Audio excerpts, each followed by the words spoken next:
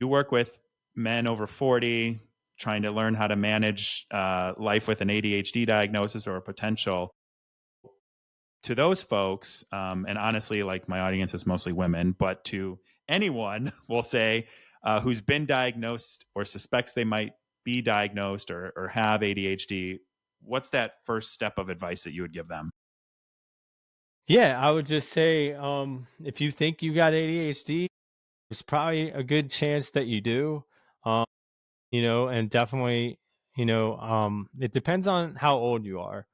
Like, I would say if you're 30 and over, you might want to go to your primary care, but a lot of them aren't equipped to, make that diagnosis, or they're not even trained to make that diagnosis. They just don't connect the two. And they, a lot, it's still on that phase where ADHD is, doesn't show up. It's only a childhood thing, which is not a thing.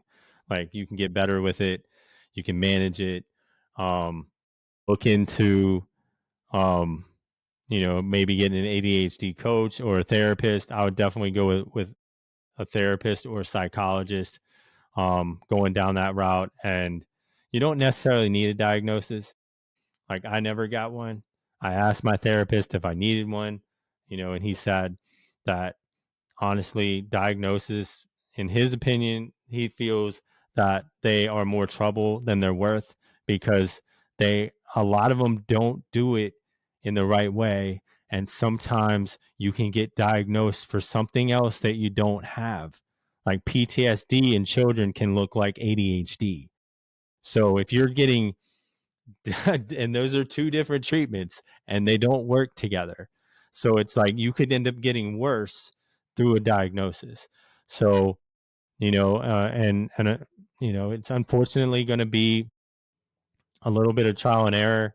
Like, I was fortunate to find my therapist right away, but I've had a history of therapy most of my life, so I know a good therapist. But you also have to come into it with, like, an open mind, as open, at least do some of what they're suggesting you to do in the beginning, and if Mm-hmm. see if it works. If it doesn't work, that it wasn't you, it was what they're doing. And then maybe you have to look into another, but give yourself the permission to explore this, because it's so worth it. Like, it is not an issue. It can become a strength. I feel like we are better equipped than most people, not that we're better people, but, like, when it comes to, like, living our dreams and feeling the feelings, we have more feelings, we have a more capacity to be creative. There's so many strengths. So getting that, um diagnosis, or finding that help, is super important. Love that. I think that's the best advice you could possibly give. Appreciate. Um, before we head out, I give my guests a chance to ask me anything. Thank you for listening to this clip from the full episode of Eyes Wide Open. Please like and subscribe for daily clips and new episodes that drop every Tuesday. I appreciate you.